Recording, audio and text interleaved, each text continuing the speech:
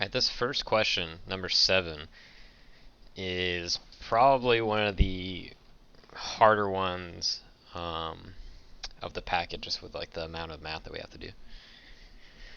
It says the entire perimeter of this triangle is 58, so all the way around. And what's helpful is that these marks tell us that EF is the same as ED. But we don't know any side. We do know that this angle and this angle are the same. I know the way that it's marked, it looks like one hoop, but it's actually telling you that those two small angles are the same, which means that 3A, the size that they're talking about, 3A has to equal A plus 6. And that gives us a way to solve for A. So if we subtract A, we have 2A equals 6, or A equals 3, which means F to G is 9. So I'm going to redraw this over here. We know this is 9.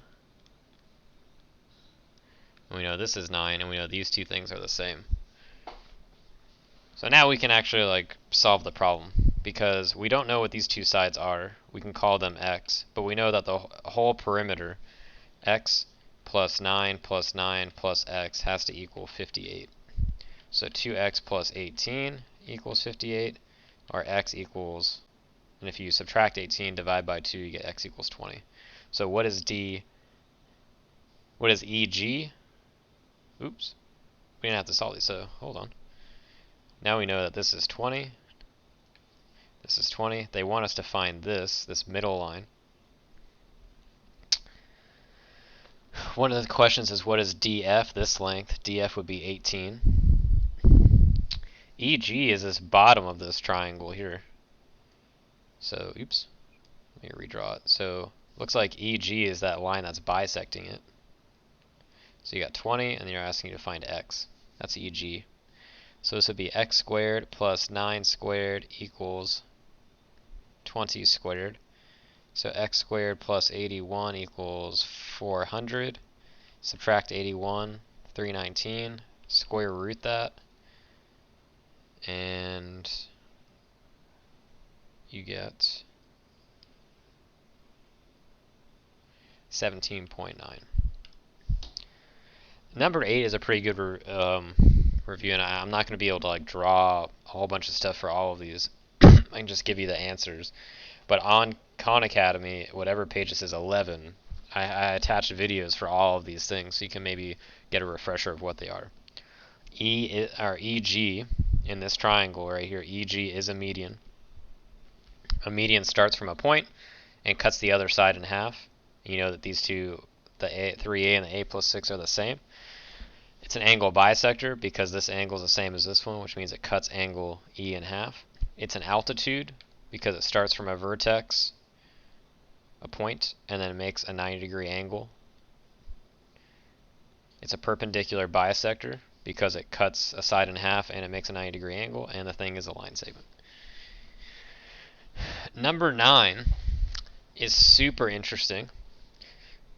You can actually kind of just honestly just kind of like cheat and get this answer right, because what do you always start with?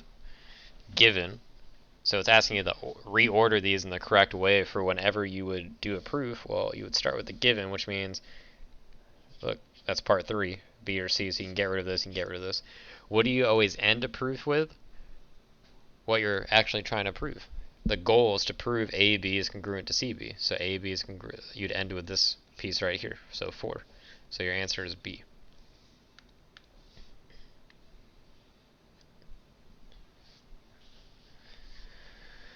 Number 10, these things are 12. So look, we got a triangle and then a smaller triangle here. So we need to draw this and then that. We got a little tiny triangle, which I'll do in maybe a different color, maybe pink.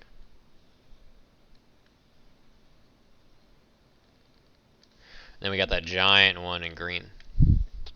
We know that this is 5. We know that this is, the whole thing is 12, but it says that this piece right here is in the middle of, so what is this? The supports on each side of the swing are set, blah, blah, blah, at the midpoint. So this is the middle of the 12. So this is 6, this is 6, this is 6, and this is 6. Well, you have to compare these triangles are similar because all of their angles are the same. So you got to compare the big triangle with the small triangle. And if this is all, those two are 6, the big triangle is 12, 12, and 5, you're trying to find x. Well, it looks like the 6 is half of 12, the 6 is half of 12, so the x has to be half of 5, so 2.5.